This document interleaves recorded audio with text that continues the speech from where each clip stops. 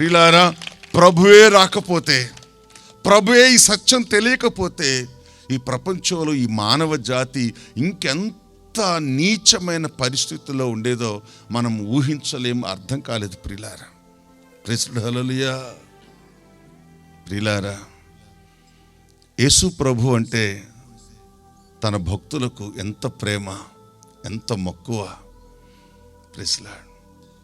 ఈ ప్రపంచ క్రైస్తవ చరిత్రను చూసినప్పుడు ప్రియులారా, యేసు నామ మహిమ కొరకు తమ అసూలు బాసిన వాళ్ళు, తమ విలువైన కోట్ల ఆస్తులు ఖర్చు పెట్టిన వాళ్ళు కోకొల్లలు. ఎందుకు? ఆయన ప్రియమైన దేవుడు, ఆయన పరిశుద్ధుడైన దేవుడు ప్రియులారా, ఆయన ఘనుడైనటువంటి దేవుడు ప్రియులారా. ఇంతెందుకు ప్రియులారా, మొన్న బుధవారమే మనమంతా కూడా సోమవారం అనే గ్రామానికి వెళ్ళాం.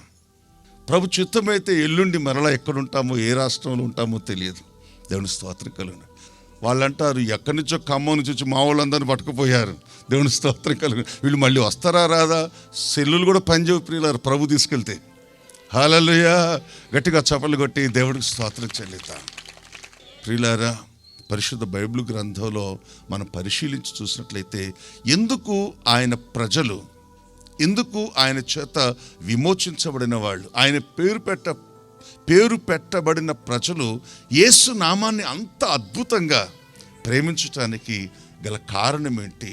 ప్రియులారా, ఈ కృప మన జీవితాల్లో ఇది ఎలాగ మనకు సాధ్యమైంది అంటే, పౌలు కొలస్సీ సంఘానికి రాస్తూ అంటాడు, ప్రియమైనటువంటి దేవుని బిడ్డలారా, చూడండి కొలస్సీలకు రాసినటువంటి పత్రిక ప్రియులారా, మొదటి అధ్యాయము 13-14 వచనాలు మనం చదివినట్లయితే, ఆయన మనలను అంధకార సంబంధమైన అధికారములో నుండి విడుదల చేసి తాను ప్రేమించిన తన కుమారుని యొక్క రాజ్య నివాసులుగా చేశాడట ప్రియులారా.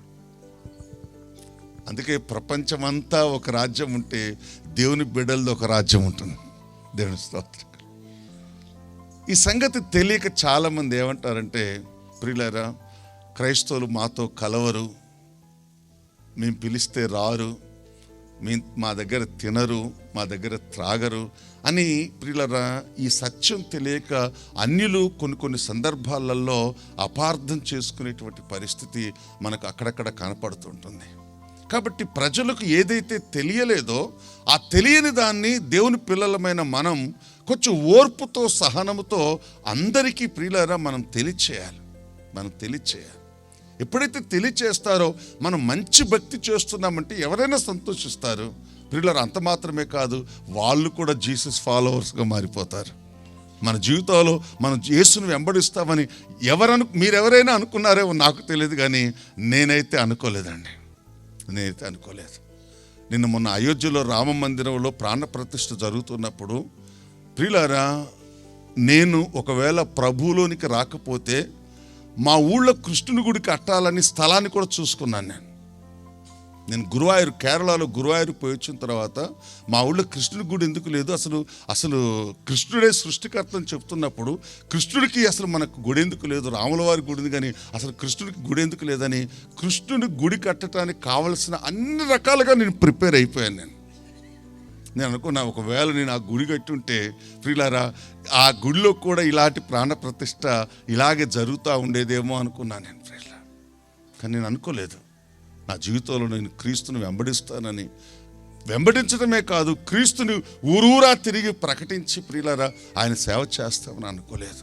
రేపేం జరుగునో మనకు తెలియదు ప్రియులారా. ఈరోజు యేసును దూషించిన వాళ్ళు, తిరస్కరించిన వాళ్ళు, మాకు వద్దన్న వాళ్ళే ప్రియులారా అందరికంటే ఎక్కువ వాళ్ళే ఈ కాడి మోస్తా ఉన్నారు. ఇది ఏందో విచిత్రం, నాకు అర్థం కాదు. మనం పౌలుగా మారిన చరిత్రను చూసుకుంటూ వస్తే ఈరోజు ప్రపంచంలో ఎంతమంది ప్రియులారా క్రీస్తు యొక్క కాడి మోస్తూ ఆయన నామాన్ని మహిమపరుస్తున్నారు.